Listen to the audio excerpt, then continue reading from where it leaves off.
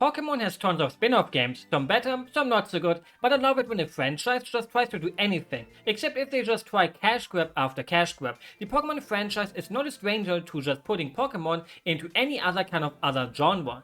Dungeon Quarters with the Mystery Dungeon games, a strategy game in the same vein as Fire Emblem with Pokemon Conquest, and the list could go on since there's just so many of them. Nowadays they're mostly just mobile games, which is a bit sad, but understandable since that's where the money is. Companies love money after all. I mean, who doesn't? Everyone just kinda loves it, but not everyone has it. At least not a lot of it. Pokemon Channel is a spin-off. Yay, that's a fact. But is it also a fact that it's the worst Pokemon spin-off game? Not really, there's even worse. Pokemon Dash. That is the game without any redeeming qualities, which Pokemon Channel at least has one or two of, right? Once upon a time I was young and a kid, just like all of us, unless you're still one. My mom took me and my sister to the city to see a marching band. Actually, she just took us there to the city for a shopping trip, and at the electronics store, she allowed each of us to pick any game we want, which was a rare occasion because normally we would buy games from the local flea market because it's cheaper or get a game that isn't full price. So it was like, wow, any game? I picked Harvest Moon and Wonderful Life for the GameCube, while my sister picked Pokemon Channel. Both of us hated our picks in the end. Please don't hurt me, a Wonderful Life fans, but I just never got into that one much, and to this day I still think it's the weakest Harvest Moon to me, not counting the modern ones. It just felt too depressing to me as a kiddo. But anyways, my sister picked Pokemon Channel because of one reason, and it was Giga Games. Giga Games was a TV show on German TV that showed video games, hardware, esports, and basically anything that has to do with gaming, but at 7 PM, which for kids was already way past bedtime, so we could only watch it on the weekend. At first it started at 8 PM, but I guess some parents complained that they showed evil games, so they pushed it further back into the later time slot. Why is this important? Because me and my sister watched the episode where they showed Pokemon Channel and took a giant dump on it, in a sarcastic way which kids are too stupid to understand. We were just laughing at it and thinking, wow, Pokemon, funny, need this game. Then, when we played it, we realized, damn, this is terrible, even as a kid. You know a game is terrible when you hate playing it, even as a kid that didn't play too many games in their life yet. How could they do this to me? I got the normal Pokemon games and loved them, and this is how they reward me with a game that's not even really a game. But what even is a game? What makes a game a game? An eternal question that people will fight over for the rest of our lives. Sometimes I just really wonder why they made this. There's just nothing. Nothing. My mind goes blank when I play it. I just sit in front of my TV with my GameCube controller in my hand and start to drool watching these not so nicely looking Pokemon on TV. I kinda wanted to be wrong about it. Maybe I totally missed something about the game as a kid, but I didn't. This is the harsh reality that this is one of the most blatant cash grabs any franchise has ever seen. You get picked as some kind of testing person for Professor Oak and his TV channel testing program and even get a whole new TV for it, for free. You actually even get paid for watching these mind-numbingly channels that are trying to turn you into a good little consumer. It's just like how the American government tried to brainwash their citizens with MK Ultra. That didn't work out so well, but that's just how these things go sometimes. You fail some and you win some. One thing I don't understand is how you can talk to Oak. He asks for your name and you can tell it to him. How? There's clearly no microphone in the TV, but maybe it's hidden somewhere in it. How does he even see you to know your TV is on and you're watching him? Probably a hidden camera. All of this is just a setup to spy on people. He will even talk to you when the TV is off. At that point, I would have just already quit the testing program if it was real, while keeping the TV since it's mine now. Just need to crack it open to remove all the spy equipment. Sometimes I miss CRT TVs, despite them being worse in multiple ways, especially when you have to carry them. I do not miss that at all, but still I will always be a bit nostalgic just for their looks.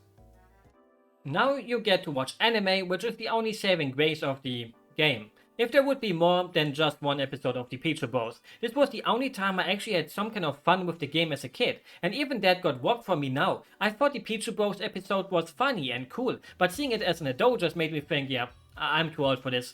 After watching its first part, you know, I'm also able to watch other channels, like the fitness channel or shopping channel, where Pikachu really wants you to buy all of this dumb stuff you don't need. As a kid, I actually somehow enjoyed watching those channels on TV when I was bored out of my mind just to see things I would never be able to buy, because I'm a kid, and 99% of that stuff was useless anyways, a scam, just like the game. Und damit können Sie auch schon spazieren fahren hier. Wow! Also, das ist natürlich ein bisschen spaßiger als Radlfahren hier mit diesem Scooter. Once you watch the other channels and already got enough of it, you can report to Oak to save and also have him tell you, hey, great, you watching those channels helped us so much, so now tomorrow you get even more channels, yay. But first your TV will no break and you're gonna watch things in black and white on your retro TV. Take that. Thank you, Pikachu. But why would I do that? I mean, it's a funny little gag, but there's nothing to do on the TV for the day anymore, and the next day you already get a new TV anyways. Sometimes I wish I would have grown up during the time where the TV made the jump to color TVs. Would have been cool to see. I mean, I saw the jump from normal TV to HD TV, but it never made me think, wow, this is such a great advancement. I actually kinda hate that jump nowadays with how much it made the budget of video games blow up so much. So the next day you get new channels, and the day after that too again, and so on. It has a very, let's say, decent variety of channels once you're pretty much finished with it, but it does not matter. You never really want to watch any of these channels again after watching them once. Except maybe the quiz channel, but it's just so boring to watch the long scenes before you can actually answer a question yourself.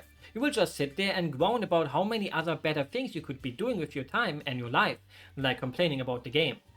But watching TV is not the only thing you can do. You can look around the room and make Pikachu find things like the Pokémon Mini and play a bit on it, which I always wanted to have as a kid, but I'm kinda happy my parents never actually bought me one, because if I look at it nowadays, it feels like one of those McDonald's toy console things that they put into Happy Meals that would turn boring after 5 minutes of gaming. It flopped so hard we didn't even get most of the games it had here in Europe or America.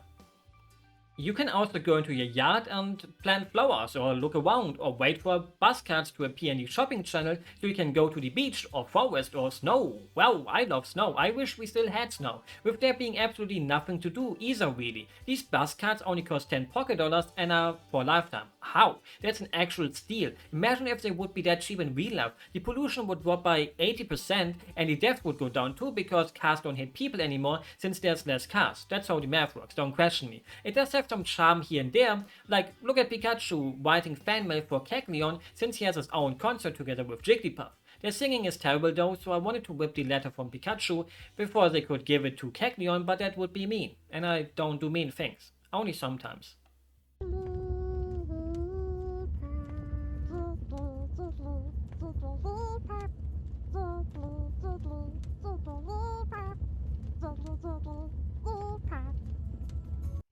That's the game pretty much. You can just order dolls and other things from the shopping channel and collect them. Same with the nice cards that you can tilt to see a different image whenever you tilt it into a different direction.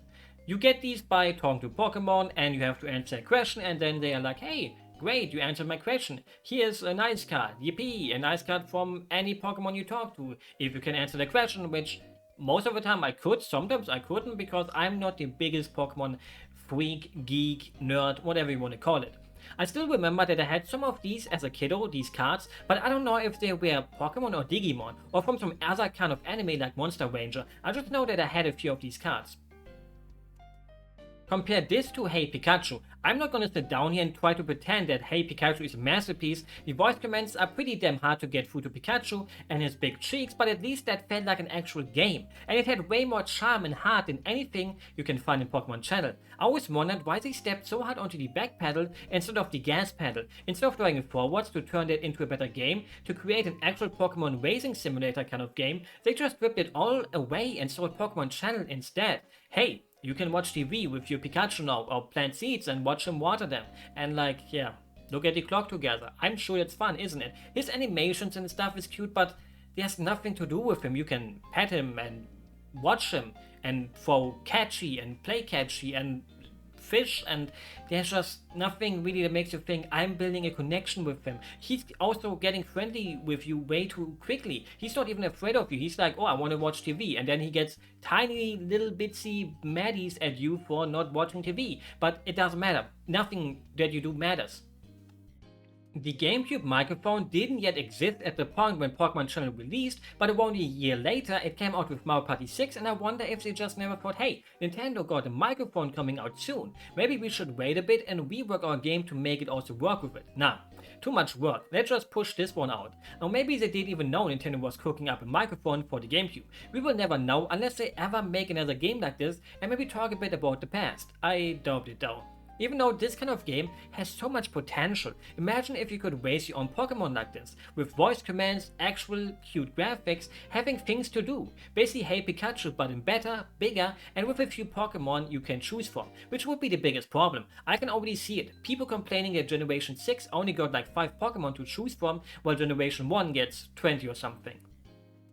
You know what would have also been cute? Having a DVD menu thingy done like this. Put a whole season of Pokemon onto a disc and put a border around it with a few selectable Pokemon you can choose from while you pretend to watch it with them, while they sometimes do silly little animations. Wouldn't be a game really, but you can't call this a game either, more like an interactive experience, with one whole episode of anime. Yay. Not even a parent could ever love their child sometimes. If I would write an email to any of the people who worked on the game and ask them if they are part of this game, would any of them really say yes? Would any of them even respond? I know, that's a bit mean to assume this, but I really can't imagine any grown-up person working on this game and not thinking, damn, we really are gonna scam the kiddies with this one, aren't we? Obviously, sometimes as a developer, you gotta work on a game you don't really want to work on because we all have to do this at our jobs, but at least I can say that I never scammed any kids. Till now, because maybe one day I will. They created one of the most boring, most unfun, most anything that is not a good thing to prey on kids that didn't know better. Kids who saw Pokemon. Mommy, I need this. That's Pokemon. I gotta get anything with Pokemon on it. And it worked. Almost 400,000 sold copies, which in comparison to the main games is not that much, but 400,000 copies at full price? That's a lot of money. I wonder how many of those people became as unhappy as me with the game, or did some actually enjoy it, even as a kid. The thing is, you can find fans for anything. Normally I don't even like making videos where I dislike the game and instead focus on games I loved, but sometimes your repressed bad childhood memories need an outlet, and this is mine. I needed to tell the world how much I cursed the day we picked this game instead of an actual good game. We went to the video store a lot too to rent games over the weekend, and why couldn't we have picked Pokemon Channel there? I would have felt scammed if I only had it for 3 days, since it's not even fun for a single day, or even 20 minutes. Bless any Pokemon Channel fan out there because they do exist. I looked up a long play of the game and the comments are full of them. People who loved the game as a kid and still have fond memories of it. I wish I could say the same. Don't let anyone ruin your nostalgic feelings for older games you loved as a kiddo, regardless of their quality. We all had that one special game as a kid that we now know wasn't that great. But who cares? I don't. Can't ruin your past memories since they can't be changed. With that said, I hope you're gonna enjoy a beautiful rest of your day, or the whole day if you just woke up, or maybe have some beautiful sleep if you go to bed soon. Good night and goodbye. Even though goodbye sounds so ultimate, as if our paths would never cross again, of which we can't be sure. Maybe they will, maybe they won't. Good night.